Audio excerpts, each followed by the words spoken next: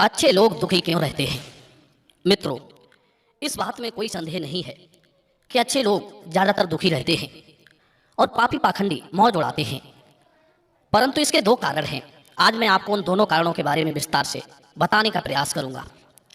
पहले बात करते हैं कि अच्छे लोगों को भगवान दुख क्यों देता है। तो आइए इस मार्मिक कहानी के द्वारा आपको समझाते हैं। एक बार की बात है, किसी नगर में अपनी छोटी छोटी 3 बच्चियों के साथ एक विधवा स्त्री रहती थी। जवानी में ही उसके पति गुजर गए। 3 छोटी छोटी बच्चियों को पालने का भार बेचारी उस अबला पर डाल गया। 3 बच्चों को लेकर वो विधवा जाए तो कहाँ जाए, कुछ काम धाम भी नहीं कर सकती थी। ऊपर से समाज की उल्टी सीधी बातें उसे कुछ नहीं करने देती थी। बेबस लाचार उस महिला का कोई सहारा नहीं था। वो अपने पति को याद कर करके उन बच्चियों को जैसे तैसे पाल रही थी। पति के गम में बीमार पड़ गई। ऊपर से उन बच्चियों की चिंता थी कि क्या होगा, कैसे इनका पालन पोषण होगा। इन्हीं बातों को सोच सोचकर एक दिन उसकी तबीयत बिगड़ गई। उसका अंत समय निकट आ गया था। धर्मराज का एक दूत उस विधवा स्त्री के प्राण लेने के लिए धरती पर आया। वो उस स्त्री के प्राण ले जाना चाहता था, परंतु वहां का नजारा देखकर वो खुद दुविधा में पड़ गया। उसने देखा कि महिला जमीन पर अचेत पड़ी है। उसकी 3 बच्चियां उसके ऊपर सिर रखकर पड़ी हुई थी। सबसे छोटी बच्ची उसके स्तनों से लिपटी हुई थी। यह करुणामयी दृश्य देखकर देवदूत के हृदय में दया आ गई। उससे उन बच्चियों की दशा नहीं देखी गई।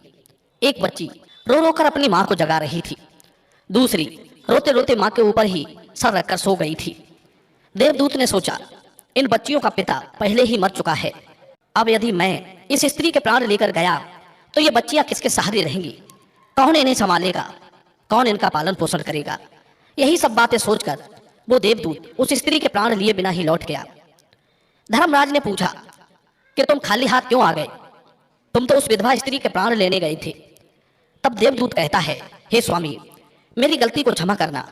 मैं चाहकर भी उस स्त्री के प्राण ना ला सका।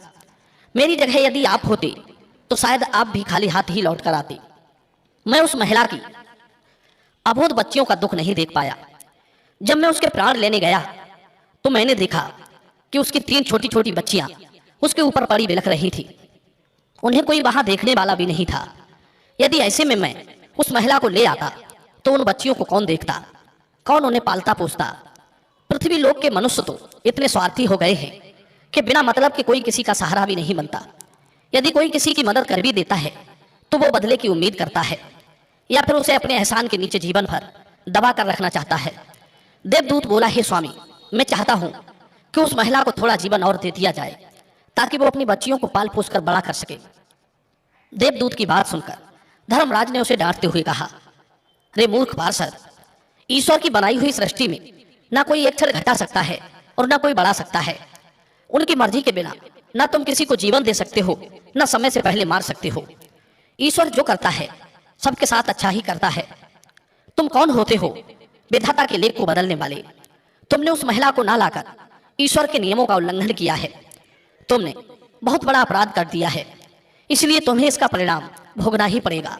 जाओ, जिस पृथ्वी के मनुष्यों से तुम्हारी ममता है उसी पृथ्वी पर मनुष्य बनकर अपना पाप भोगो। देवदूत कहने लगा, हे स्वामी, धरती लोक से मेरा उद्धार कब होगा और कैसे होगा? तब धर्मराज कहते हैं, हे दूत, धरती पर जाकर जब तुम 3 बार अपनी मूर्खता पर खिलखिलाकर हंस लोगे तब तुम्हारा उद्धार हो जाएगा। मित्रों, इतना कहकर धर्मराज ने उस दूत को धरती पर धकेल दिया। वो धरती लोक पर मनुष्य शरीर में आ चुका था। उसके शरीर पर वस्त्र नहीं थे। मित्रों, यहाँ का एक नियम है कि जब कोई मनुष्य जन्म लेता है तो उस समय वो नग्न होता है। देवदूत ने जन्म तो नहीं लिया, पर वो निर्वस्त्र ही एक सड़क के किनारे पड़ा ठंड से ठिठुर रहा था। वहीं से एक मोची गुजर रहा था। वो मोची ठंड से बचाने के लिए अपने बच्चों को कपड़े लेने जा रहा था। रास्ते में ठंड से ठिठुरते एक नग्न व्यक्ति को देखकर उसे दया आ गई। उसने अपने बच्चों को तो कपड़े नहीं लिए, लेकिन उस देवदूत को कपड़े और कंबल जरूर खरीद लाया और वे कपड़े लाकर उस देवदूत को दे दिए। देवदूत कहने लगा, हे भाई, आपने मुझे कपड़े देकर मुझ पर बहुत बड़ा उपकार किया है, लेकिन कपड़े देकर आपने ठंड से तो मेरा दुख दूर कर दिया, पर मेरा ना तो कोई घर है, न परिवार है, न भोजन का कोई साधन है। तब मोची बोला, हे भाई, तुम मेरे घर चलो, मैं तुम्हारा सारा खर्च उठाऊंगा। मित्रों, अब तो वो मोची उस देवदूत को लेकर अपने घर पहुंचा। उधर मोची की पत्नी ने देखा कि उसका पति बच्चों को कपड़े लेने गया था।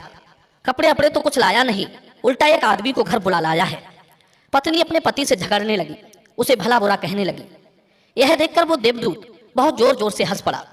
मोची ने पूछा, अरे भाई तुम हंसते क्यों हो, ऐसा क्या देख लिया आपने? तब देवदूत ने कहा, हे भाई, मेरी हंसी का रहस्य मैं आपको अभी नहीं बता सकता, समय आने पर मैं तुम्हें स्वयं बता दूंगा। मित्रों, अब तो वो देवदूत उस मोची के घर में रहने लगा और कुछ ही दिनों में उसने मोची का सारा काम सीख लिया। देवदूत के द्वारा बनाए गए जूते और चप्पलें खूब बिक रही थी। चंद रोजों में मोची धनवान बन गया। दूर दूर तक उसके जूते फेमस हो गए थे। यहाँ तक कि राजा महाराजा तक उससे जूते बनवाने का आदेश देते थे। जब से देवदूत उसके घर आया था, उसकी तो किस्मत ही चमक गई थी। धन की कोई कमी नहीं रही, सब कुछ अच्छा चलने लगा। एक दिन की बात, राजा का एक सैनिक एक चमड़ा लेकर उसी मोची के पास आया और बोला, देखो हमारे महाराज इसी चाम के बने हुए जूते पहनना चाहते हैं। ये चाम बड़ा कीमती है, तुम इसके ठीक से एक जोड़ी जूते तैयार कर दो। ये चाम खराब नहीं होना चाहिए, पर ध्यान रखना इस चमड़े के जूते ही बनने चाहिए, भूल से भी इसकी चप्पल मत बना देना। मित्रों, राजा का सैनिक चमड़ा देकर चला गया। इधर मोची ने भी देवदूत को समझाया कि देखो राजा वाली बात है, इसमें कोई गलती ना करना, चमड़ा भी बहुत कम है, इसलिए चमड़ा खराब नहीं होना चाहिए। जूते की कहकर वो गया है तो जूते ही बनाना, गलती से यदि चप्पल बना दी तो राजा हमें कठिन से कठिन सजा देगा। मित्रों, मोची के इतना समझाने के बाद भी देवदूत ने उस चमड़े से चप्पल ही बनाई। चप्पल देखकर मोची की सांसें फूल गईं। वो देवदूत को डांटने लगा, यहाँ तक कि डंडा लेकर उसे मारने के लिए दौड़ा। कहने लगा, अबे मूर्ख, तुझे बार बार समझाया कि जूते ही बनाना, लेकिन तूने चप्पल बना दी। अब राजा हमें नहीं छोड़ेगा, तू भी मरेगा और साथ में मैं भी मारा जाऊंगा। वो हमारे पूरे घर को फांसी लगवा देगा। मित्रों, मोची को अत्यंत दुखी देखकर देवदूत एकदम से खिलखिलाकर हंसने लगा। उसे हंसता देख मोची बोला, अबे मूर्ख आदमी, काम बिगाड़ कर अब हंस रहा है। वो देखो जूते लेने के लिए राजा का सैनिक आ रहा है। मित्रों, सैनिक को देखकर मोची के हाथ पैर फूल गए कि अब ये जूते मांगेगा तो मैं कहां से दूंगा। तब तक वो सैनिक पास में आ गया और बोला, हे मोची भाई, कल मैं जो तुम्हें चमड़ा दे गया था उसके जूते मत बनाना, चप्पल बना देना, क्योंकि राजा साहब का देहांत हो गया है और यहाँ की ये प्रथा है कि मरने वाले व्यक्ति को चमड़े की चप्पलें पहनाकर अर्थी पर लिटाया जाता है। मित्रों, सैनिक की बात सुनकर मोची को ऐसा लगा जैसे मरे हुए शरीर में प्राण पड़ गए हों। उसके हाथ से डंडा छूटकर जमीन पर गिर पड़ा और उसने देवदूत के पैर पकड़ लिए और उससे नाना भांति से माफी मांगने लगा। देवदूत मोची की इस हरकत पर खूब जोर जोर से हंस रहा था। मोची ने पूछा, हे भाई, तुम क्यों हंस रहे हो? तब देवदूत बोला, हे भाई, समय आने पर मैं अपने हंसने का कारण बता दूंगा। मित्रों, एक दिन की बात, मोची की दुकान पर 3 नौजवान लड़कियां एक बुढ़िया के साथ आई थी। उन तीनों लड़कियों की शादी होने वाली थी। वे अपने लिए जूतों का नाप देने आई थी। उन लड़कियों को देखकर देवदूत ने पहचान लिया कि ये वही तीनों लड़कियां हैं जिनकी मां को ना ले जाने के कारण आज मैं अपने किए की सजा भोग रहा हूं। पर ये लड़कियां तो अब जवान हो चुकी हैं, काफी सुंदर भी हैं, किसी अच्छे घर में पली बड़ी मालूम पड़ रही हैं। तब वो बुढ़िया कहती है, हाँ बेटे, इनकी माँ इन्हें बचपन में ही छोड़कर चल बसी, इनका कोई सहारा नहीं रहा, तब मैंने इन्हें अपने पास रख लिया।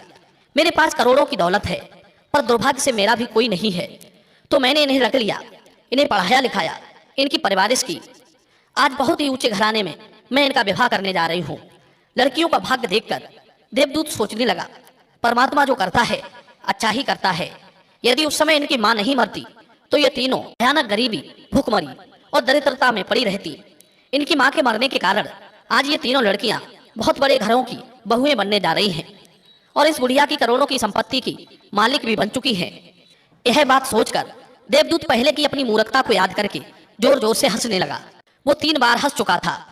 मोची ने पूछा, हे भाई, अब तुम किस लिए हंसे? कृपया अपनी हंसी का रहस्य समझाइए। तब देवदूत बोला, हे भाई, मैं 3 बार हंस चुका हूँ, अब मैं तुम्हें अपनी हंसी का कारण बताता हूँ। सुनो, मैं एक देवदूत हूँ। अभी अभी जो 3 लड़कियां जूतों का नाप देने आई थी, जब ये तीनों छोटी थी तो इनकी माँ मर गई, पिता पहले ही मर चुका था। इन तीनों लड़कियों पर तरस खाकर मैं इसकी माँ के प्राण नहीं ले गया। उसी कारण धर्मराज ने मुझे श्राप देकर धरती पर भेज दिया। मैं निर्वस्त्र एक सड़क किनारे पड़ा था, तब तुम मुझे अपने घर बुला लाए। घर आकर तुम्हारी पत्नी तुमसे खूब लड़ी थी, वो भी इसलिए कि तुमने अपने बच्चों के कपड़ों के पैसों से मेरे लिए कंबल और कपड़े खरीद दिए। तब मैं पहली बार तुम्हारी पत्नी की मूर्खता को देखकर बहुत हंसा था। तुम्हारी पत्नी उन पैसों को देखकर दुखी हो रही थी जो तुमने मेरे ऊपर खर्च किए थे, पर तुम्हारी पत्नी उस लाभ को नहीं देख पा रही थी जो मेरे आने के कारण तुम्हारे घर की किस्मत बदलने वाली थी। दूसरी बार मुझे हंसी तुम्हारी मूर्खता को देखकर आई जब तुम राजा के जूते ना बनाने के कारण मुझे डंडा लेकर मारने के लिए दौड़े थे। उस समय तुम राजा के जूते वाली बात सोच रहे थे, पर तुम्हें यह नहीं मालूम था कि राजा के साथ में क्या घटना घट गई है, जो राजा के जूतों से अधिक चप्पलों की आवश्यकता पड़ गई है। हम वही देखकर या सोचकर शोक या हर्ष मनाते हैं जो हम देखते हैं, पर हम उसे नहीं देख पाते जो हमें दिखाई नहीं देता पर होने वाला होता है। कई बार परमात्मा हमारे अच्छे के लिए, हमारी भलाई के लिए हमारे साथ बुरा करता है, पर हम उसी बुरे को देखकर परमात्मा को कोसने लगते हैं। हम उस अच्छे को नहीं देख पाते हैं जो भविष्य में हमारे साथ होने वाला होता है। कई बार वर्तमान में हमारे साथ अच्छा होता है तब हम बहुत खुश होते हैं, पर भविष्य में हमारे साथ बुरा हो जाता है, उस घटना को हम नहीं देख पाते। किसी घटना के साथ अच्छा या बुरा दोनों तरह के परिणाम जुड़े हो सकते हैं। हमें हर घटना को ईश्वर की इच्छा समझकर चलना चाहिए। अच्छे लोग दुखी क्यों रहते हैं, इसके दोनों कारण यही हैं। पहले तो अच्छे लोगों के साथ बुरा इसलिए घट जाता है कि बाद में उनके साथ अच्छा हो सके, और दूसरा कारण यह है कि अच्छे लोग दुखी रहते हैं, इसका दूसरा कारण है उनको ईश्वर से जुड़े रहने के लिए जरूरी है कि उन पर दुख आते रहना चाहिए। मित्रों, इस प्रकार वो देवदूत उस मोची को समझाकर फिर से धर्मराज के यहाँ चला गया। मित्रों, ये कहानी आपको कैसी लगी कमेंट सेक्शन में आप अपनी राय जरूर रखना। मिलते हैं अगली बार नई वीडियो में नई ज्ञान चर्चा के साथ। आप सभी का बहुत बहुत धन्यवाद।